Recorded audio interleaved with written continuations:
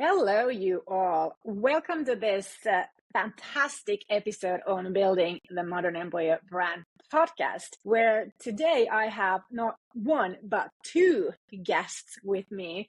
My colleague Nora, who you've met over the past 2 weeks, and then we'll be bringing in Maiju Karppinen from Airbus Finland, who is our client. We've been working with her since early last year, but day to day, we've been working with her since August 2023. Our employer branding collaboration has already led to winning an award. Isn't that amazing, Nora? Yeah, it surely is. I'm so proud of her, and I'm so excited to be your co-host today. What are we going to ask Maiju today? I think we should ask about her career and how she has developed in employer branding, and also how does she feel about our collaboration with her, and what are her learnings along our journey.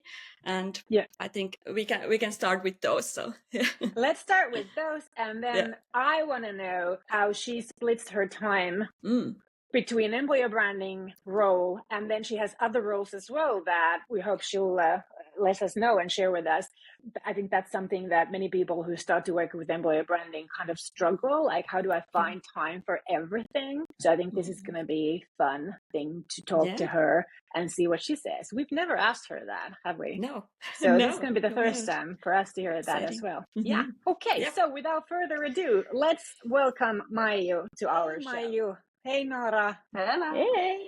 Welcome to the show with us, Maiju, and congratulations winning the Strategy Award very recently for creating an employer brand at the Magnet Employer Brand Awards here in Finland. Thank you. And also congratulations for being a finalist yourself for the Employer Branding Professional of the Year In-House Award, which Nora here won for the agency side. So you were both competing for not the same award, but the same award but for different segments, I guess.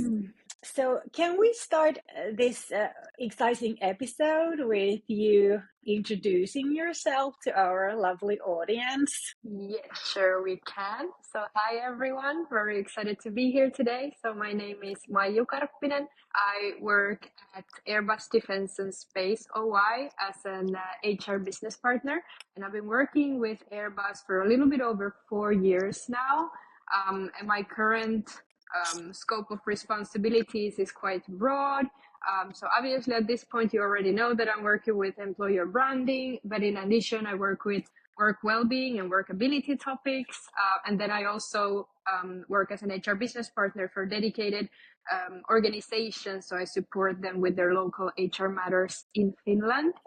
So safe to say my role is quite diverse, and that's what keeps it really, really interesting. Let's talk about your professional journey and how it led to working in employer branding, because our audience obviously is interested and excited about employer branding themselves. So I think you make an exceptional example of somebody who's had such a diverse role in HR, and now you work with employer branding as well. We'll need to jump back in time for a couple of years.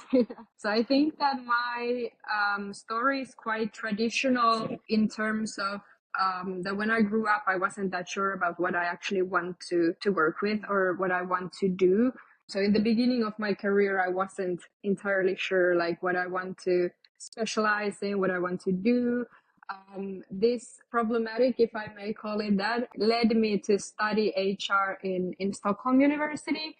Because it combined a lot of interesting aspects ranging from like psychology to pedagogics, economical topics, labor law, and so on. So that's like how I ended up in HR. And then I moved back to Finland, and soon after that I started at Airbus as an HR and communications trainee.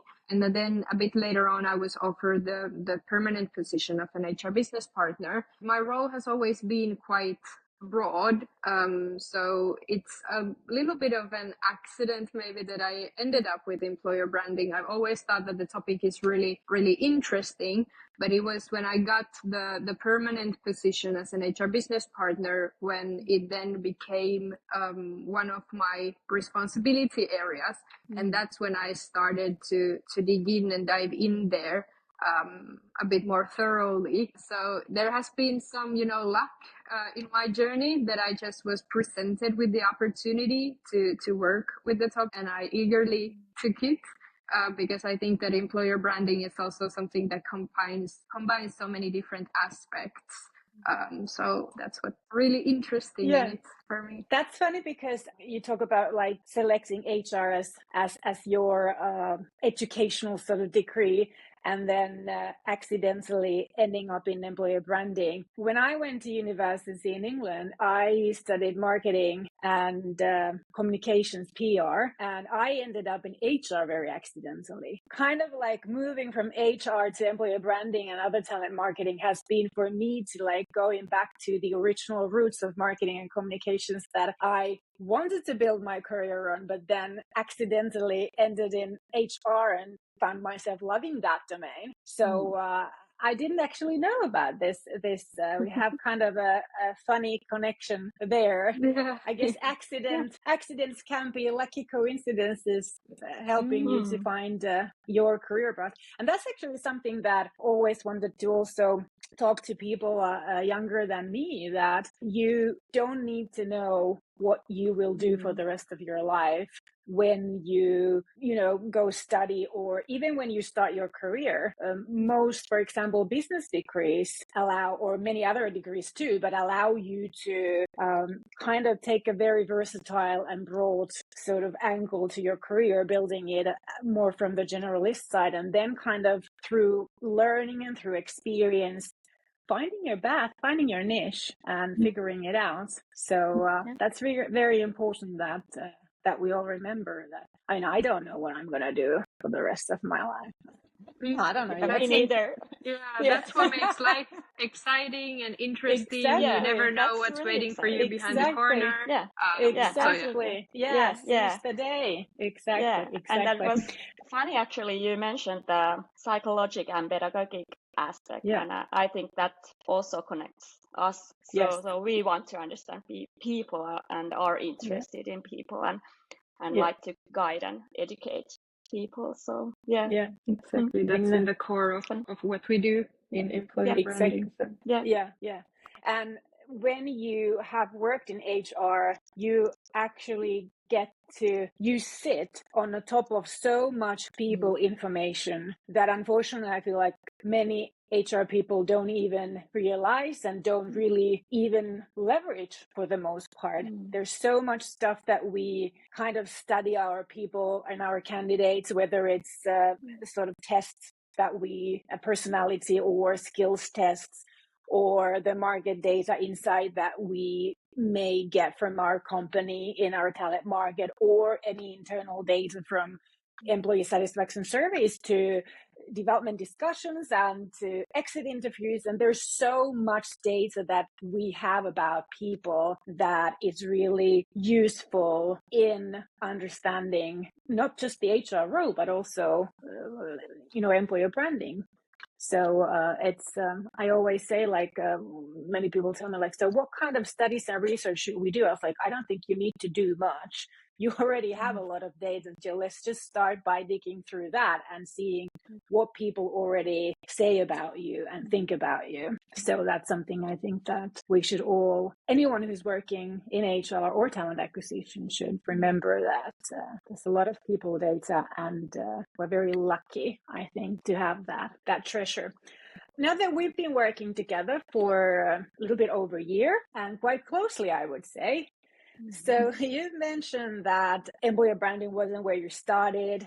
You got that role, and then at some point I started to work together. Have you changed your view on employer branding, or what have you learned about employer branding as you've gotten more deeper and deeper into it? Yeah, that's a good question, and safe to say I've learned a lot. So it definitely has shaped also my perception on employer branding, and I think that working with you has taught me a lot of things, but maybe the most important lesson that I've gotten to learn how to build an employer brand, like strategically, systematically. So that's like my number one highlight of the journey we've had with you. And maybe because you can approach employer branding from so many different aspects, like you can see it as marketing, you can see it as communications. And I had, obviously, because of my background and my role, I had a really typical HR focus, so to say. So now to get to learn from you also more from the marketing and communication side is something that has been really, really new to me. And it has changed the way that I see employer branding. It has been really, really interesting. That's lovely to hear. What's your biggest lesson of learning? What would you say? Well, is there anything like that yet that you've really like, oh, I totally didn't know this, or totally changed my opinion on this, or changed my mind on this? I don't know if it has been any like that kind of surprises, but maybe one additional key takeaway is that with you, we work a lot with employer branding, like the data. And that was something I did not utilize to the extent that we do nowadays.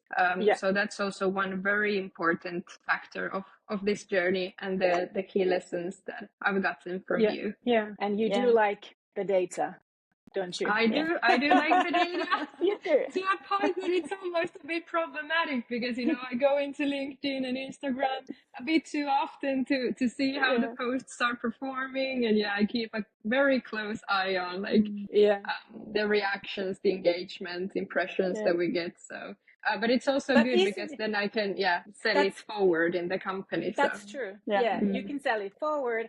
And it's so rewarding, isn't it? It's really when you see. Exactly. Really rewarding.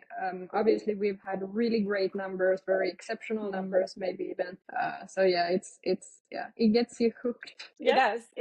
And that's something that we always tell our other clients as well, that because I think Nora can agree with me that when we start working strategically with many of our clients, I think that the most common reaction to the conversions and the data is kind of like, no, we're not ready for this. And it seems like I feel that a lot of people in HR are scared of data and scared of measuring the impact of their work.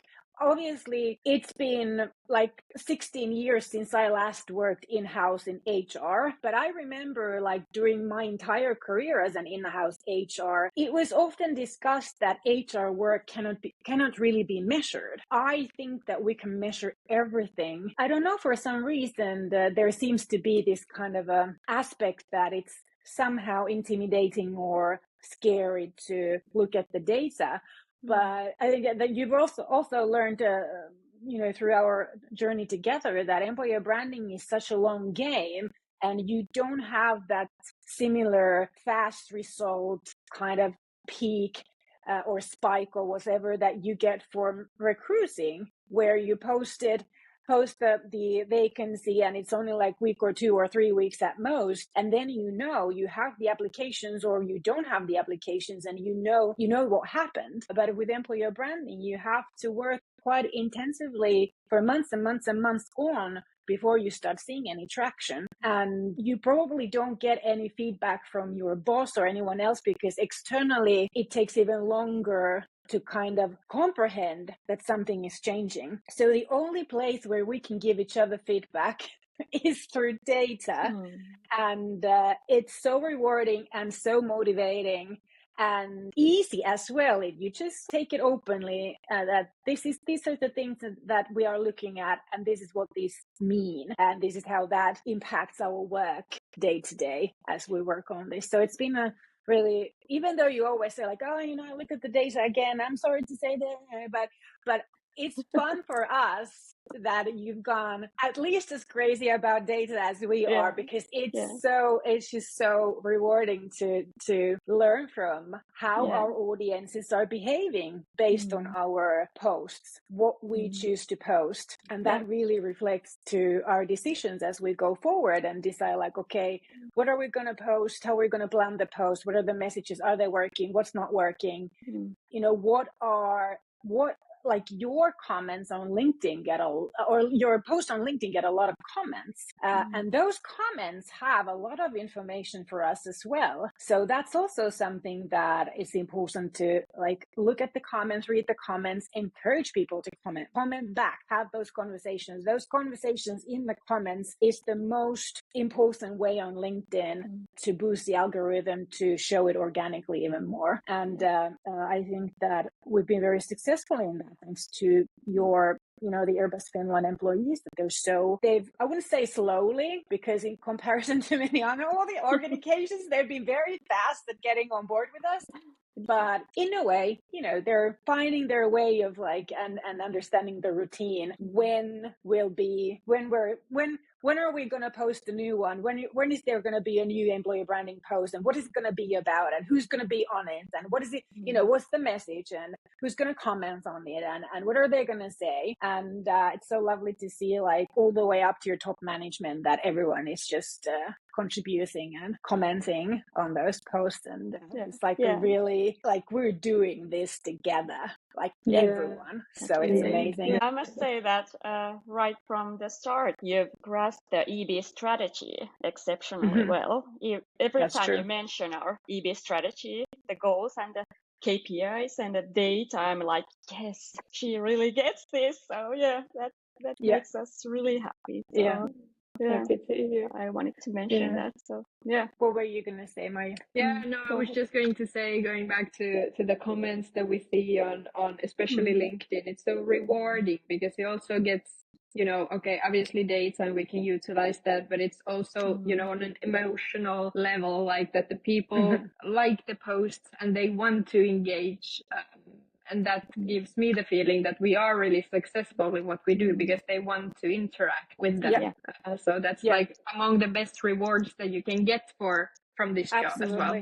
Absolutely. The worst ways of doing employer branding is to make it a campaign created by someone who doesn't really understand your audience, and then turning your employer branding into something what we call make believe, that it's not the real thing. It's not the real brand. It's something that maybe the management or the marketing or the HR desires, or maybe it was the agency, advertising agency or marketing agency or employer branding agency who sold you the idea and it just sounded fabulous. But then you don't see people engaging on that because they can't relate to it. I think that's one of the reasons why your people are contributing and, taking part in this, is because it's about them. It's not about Airbus. It's about them. That's right. Good. When we started collaborating, let's talk about the strategy now. We did create that magnetic employer branding strategy. And obviously now the day-to-day work is the actual implementation and executing the strategy. So the work didn't stop to getting that plan ready. The work started when we had the plan. Can you remember, what did you expect this execution, like this day-to-day work that we do, what kind of expectations did you have, and were you scared, like how you're going to fit this into your schedule of all your other commitments at work? Do you remember still? Yeah, for sure. I can maybe answer to this question from two different kind of angles. So well, first of all, I came to this whole collaboration with the mindset of having an empty canvas in a way, because I heard earlier that you guys at Emine are the best there is in Finland. So I also wanted to absorb all of the knowledge I possibly could get from you. So it was a bit intentional also, not having that many expectations going into it, because I was just curious to see what happens and what we actually do and so on. But obviously when we started the implementation, I was a bit worried about how much time it would require from me. I was a bit nervous on how I would find the time for it among other responsibilities. So you're completely right there. But it came as a positive surprise that the implementation and the content creation doesn't need to be that time consuming. So obviously it comes down to the strategy, and we have a planning base. So it obviously helps us a lot with the time that we need to invest in the actual implementation phase. So it has been a bit easier than I first thought if you think about like how much time you need to invest to it. And then maybe also I was really interested in the whole implementation phase, but I was also positively surprised on how fun it is, like how much I actually enjoy it. I love that I get to be so creative. I love that I get to work with our colleagues or my colleagues internally at Airbus. So it doesn't really feel like work. And that's something that I'm like super excited and happy about. That I have to say, that is a great benefit for us as well when we work, because we work like 100% with employer branding. That's really all we do. So it's a great benefit for us to have a job where pretty much everything we get to do is fun and exciting and motivating. But there's also a downside to that, what we've noticed. Many times when something is so fun and exciting, it kind of takes you on this, and you may not even notice that, we have to stick to the plan, and not like just start doing all kinds of random stuff because, people get ideas, you get ideas, and all of a sudden, like, you notice like, did we have a plan? We're just like gone completely off the grid. So talk to us about your kind of personal views and experiences of working with the plan. Is it limiting you, or I think that because the plan that we have in place it's so comprehensive. We have a huge like content, how would you put it, like a backlog of content ideas. So I think it's more actually not limiting, more inspiring. You can go to our communication plan, start scrolling, start seeing like, okay, what would I like to do next? What would be nice to implement today. So I really haven't thought that it would be limiting in any way. And obviously during this journey, so we have been posting or doing the implementation phase for 9 months approximately now. So obviously at times we have been a bit flexible. We have come up with ideas also outside of the plan. So it's not like they would be completely off the radar, so to say. But with every post that we've done outside of the actual content plan, we've still found a way to link it to the strategy. And I think that's the key. And that's something that you guys are really, really good at. And you guys have been helping me a lot with that. And then at times I have been taking, like maybe with Insta stories, I have been taking some freedoms and posting something, not asking from you in advance. So at times I do go a little bit, outside the box in terms of that. We have also done that without asking from you. Being a little bit flexible with like, let's put this one there. I have to tell our audience that Maiju, who deserves all the attention for her great work in this, in employer branding for her organization, she is quite timid showing her own face. So to have her on this video for this podcast, what we actually did is like I started to promote Maiju's appearance on this podcast before we asked her if she would want to be on it. Because we just, like wanted to, in a way, encourage like, hey, let's do this. But fortunately for us, she was very excited to join. And we've done some posts about you as well without asking for your permission, because we know you would have said like, no, my face has been there too much, but we knew it was the right time to do that kind of post. So we didn't want you to go ahead. I was just like commenting on that because for me it has been, I've been thinking a lot about the authenticity of the brand. And then I've been also thinking a lot about, okay, how often my face is visible on our pages and does it affect the authenticity in some way? So maybe that's like the key problem, so to say, that I have been facing with this. But then you have been like maybe encouraging me a little bit that it's fine, it's not like it would be too, linked to me as a person. Like our brand wouldn't be too linked to me as a person, even though I would be there every now and then with my face on the post. Yeah, I don't think there is anything to worry about, as long as, of course, sometimes you are the actual hero of that post, but then it's also about you being the broadcaster to your organization, kind of like the a news anchor that it's your face, but it's not about you. You are telling something about your organization and letting your audience in to your employer branding story in a way that you're just being like a news reporter, it's not always about you either. So I think that it's important to also remember that sometimes it is about you. You are sometimes the hero talent in the story, and sometimes you are the news anchor, letting people to see something about, kind of inviting your audience into that employer branding story. But it's about your audience meeting the brand. You're just the one opening the door for them. So it's important also to differentiate that. And that's a very, very well, or very, very well phrased.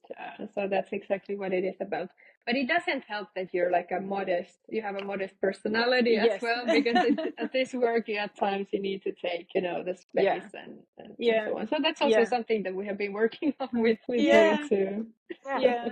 But there's you a have difference developed in that massively Yes, during you the have. year. Yes, you have. All right, let's jump into a different kind of topic. I wanted to ask you about your experiences of working so closely together with us on the agency side, because I think it's very untypical in the HR world. Because most of the time, if you're actually collaborating with somebody externally, it's more like buying services that somebody else will do, and then you're not like part of it. But we've actually formed our little employer branding team together, where we work side by side equally, doing pretty much the same things with like slight little adjustments, because some of the things we can do and you have to do them. But can you talk to us about your experience in this kind of a funky little internal external branding team? Yeah, sure. And maybe, as a background to our listeners. So I have an amazing team also internally, and an amazing HR team. And I have 4 amazing colleagues who I get to work with on a weekly basis. But I almost work more with you, Susanna and Nora, than my internal colleagues. At times, especially, I have more contact with you. So I think that really tells how tight the collaboration between us is. So you can say that basically on a daily basis, we work together. And if our listeners have been following any of us on social media, I'm sure that they have noticed that the collaboration between us 3 is just something really magical. So it has been really easy to work with you. And I think we work really well as a team. But maybe circling back a little bit, we basically, about 2 years ago, we realized that we really needed an external partner, and we really needed like your expertise to be able to succeed in crafting an employer brand. So that's one of the reasons why we indeed work quite tightly, and that you take a lot of my workload as well regarding this topic. And it's something that makes it possible for me to focus then also on other areas internally within the company. But I'd still say that like the biggest benefit I've received from our collaboration is related to the way you work. And this is something that I've said many times before, and I'm going to say it many times in the future as well. But like, you're not only partnering with me to create a strategy for the company and to create content, but you're really like coaching, inspiring, encouraging me to do better as well. And there's like no form of gatekeeping. You guys are so open and eager to share from like your knowledge, and it has really helped me to develop a lot as a professional. So I would definitely say that it has been really, really valuable to have the external partner, to have someone outside of the company with a different view and a different kind of expertise to work on the topic. So it has been really, really beneficial. And what I also like is that you really also challenge me, you push me in a very positive way. You can be a bit demanding. So it really helps me to reach those like new levels in my work and in my role as well. Love hearing that. Yeah. We do have a special collaboration. I would say that this would be possible with any of our clients. It's not something that we would only intentionally give to you. But I think what makes this so special is you, to be honest, because as a client, you give back and you trust us.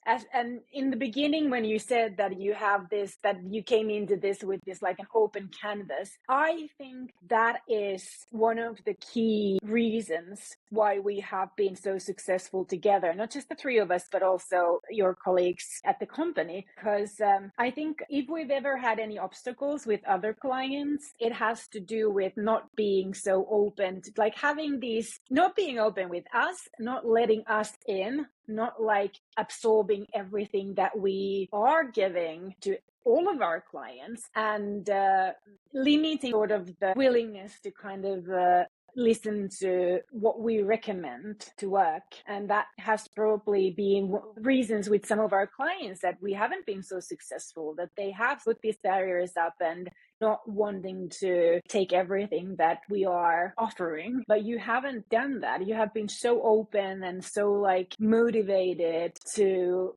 work side by side with us in equal roles. Then I'm not saying that we have done everything that we have recommended or suggested, because there has been also areas where it wasn't possible, or there was a company rule or something had to be changed, which is totally normal and totally acceptable and totally like, of course that happens. But still, we've worked around those and made sure that whatever is not possible, how can we make it possible for us within those boundaries? I think that has been very exceptional also for us, that it's so open, so transparent, and so like trusting in both ways. And we've had these experiences with some other clients in the past as well, and those are always the times when we feel like the work becomes so meaningful for us as well, because we also feel like we matter to you. And that's equally important to us. I want to go back to something that I know that our listeners are wondering oftentimes. When you start doing such an consistent employer branding work, how does that fit into your schedule? Can you elaborate how you actually fit all of those, being a business partner and employer branding and the well-being and everything that you have to do, or everything that's within your job description? How do you fit everything, and how much time would you say that you spend, maybe in percentages or some kind of like an estimate of your week, into employer branding the way that we do? Maybe I need to start off with saying that I have been very lucky in a way that my employer and my manager have allowed me to invest a lot of my time to this topic. So actually my scope of responsibilities, it was a bit wider when we started this work, but we were able to reorganize our team a little bit, which allowed me to invest more time on this. It's a bit difficult maybe to say how much time I spent on this weekly, because even though you recommend it, I haven't scheduled specific time slots for this work, because I really try to build on those moments when I actually feel really inspired to do it, because I think that it's then also visible in the work that I do. But I say that maybe one of the key things here is that working with you is quite flexible. So whenever I have the time for it, some week I may put more effort into it, meaning that during some weeks we might prepare a little bit like a bigger social media publication backlog, and it carries us during those weeks when I have a lot of something else and my focus is elsewhere, so that then we have something to post, and then our cooperation might be a bit more, silent during those few weeks. Mm-hmm. And then when the other topics ease up a little bit, then I'll get back to the employer branding topic, and then we start again. But there is like that flexibility and fluctuates a little bit. So I think that it's all about, or for me, it has been about finding that kind of balance and thinking a bit beforehand or planning a bit in advance. Mm-hmm. So that we are prepared when life throws something urgent into my plate. So maybe that's one of the key things. But if you really want a number, I don't know what I would say. On a weekly basis, from 1 to 2 days a week, I'd say. Mm-hmm. I depending a little bit, varies from week to week, obviously.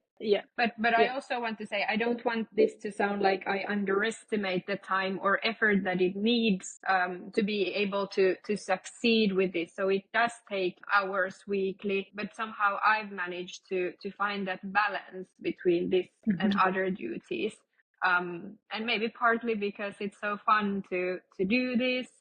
I truly enjoy it and I want to do it as well. So I think there are many aspects contributing to the matter. And I have to say that part of the purpose of having that plan and having like this systematic process, we have a process of what we're doing and how we're doing it. That helps save time, obviously. Because if you always had to like sit down and start planning, like, what should I be posting about? Well, I don't have any ideas right now, so I'll come back tomorrow and try another hour of figuring out what I'm going to post. It's very systematic, and the consistency is possible because we have a plan and we have a structure and we have this routine.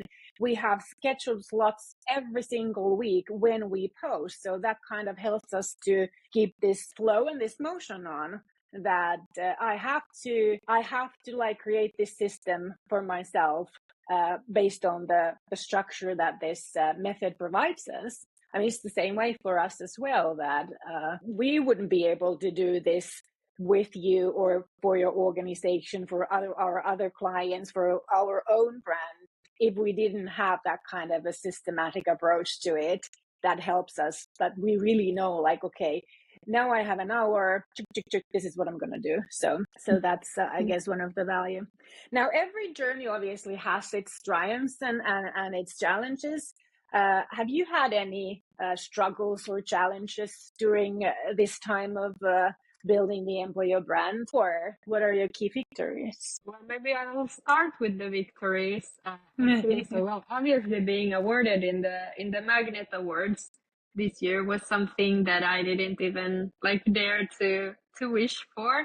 But however, I must say that the truly like rewarding moments have been when I've been working with our internal employees and seeing like how excited and engaged they are to participate in this work. And I've gotten a lot of positive feedback internally, and I always send you screenshots about it. So I share a lot of that with you as well. But really seeing like that the work we do is really meaningful for our employees, that's really rewarding. So I've been able to create a channel where I get to give the spotlight and the positive feedback and the moment of glory, so to say, to these talent heroes. And I think that has been the most rewarding for me, like personally. And then I must be maybe a bit boring to say that I don't really come up with any major struggles. Like, obviously, at times you have that stress that, okay, you need to, because I need to do my part in order for you to do yours. So there is at times this kind of, I wouldn't say pressure or stress, but maybe that's the most challenging thing. But I don't see that as anything too major. I think it has been really smooth sailing, although of course I've needed to put in some effort to get even more internal buy-in. As I said, smooth sailing, and I've been very lucky in terms of that as well. I think the time was quite right for us to start working on the brand, considering the feedback and what's the word for it? Well, feedback that we've received for the work. Your organization is going through there's a lot of questions in the air also internally, which are not addressed externally, of course. I find that doing those stories and talking about not just obviously about the transformation as well, but about other stuff as well, it looks to me like it has had some kind of a uniting role in a way during the transformation that your business is going, because transformation is always hard, all the changes that are going and the uncertainties, and in a transformation time you can't really communicate enough, and still some people feel like I have no idea why we're transforming or what's happening in my role next. So I feel that the time is right. I think that this has had some kind of a reminding effect to your people that even though you're going through a massive change in the business, look at everything that we're doing together and what we've achieved. And and since you mentioned the internal buy-in, I think that's really important aspect in employee branding, and I think it's the beauty of it that you are able to change opinions and perspectives of people, even though you face resistance at first. And that is actually very common, that people might be a bit suspicious at first, but when they learn what employer branding truly is and what we are aiming for and why they are playing an important role in building the employer brand. What ambitions do you have for your own career? That's a tricky question, fun question. But yes, I do have ambitions. I do have aspirations. Obviously, I want to develop myself as an HR professional, or even maybe marketing or comms professional. I want to take my career to new levels. But maybe circling back to where we started this podcast episode. So my philosophy regarding this is also a bit linked to what we already discussed. So I believe that good things do come and that you cannot plan, or you don't need to plan for everything. So I'll be happy to hop on board on or to interesting opportunities whenever they present themselves. So I don't plan too much in advance, but I'm really eager to see what life has to offer. And obviously for now, I'm really eager to continue building on the brand and making it even more intriguing to both our internal and external talent audiences, because there's still so much to learn in terms of employer branding. So I surely hope that's something I get to continue with in the future as well. All right. If anybody wants to connect with you, what's the best way to connect with you on social media? Yes, I would be happy to connect. So LinkedIn is probably the best channel. So you'll find me there with my name, Maiju Karppinen. So I would be very happy to, connect, share more of my story, share more of Erba's story to help others in similar situations as well. So cool. We'll put the link to Maju's profile on the show notes article for this episode. As said, I'm going to go on a little hiatus with this podcast so that I can finish the book. And I'll hope not to make it too long. Should be back latest after summer. But until that, keep listening and keep connecting and having conversations with the three of us on social media. So, alrighty. Thank you, everybody. And moi moi.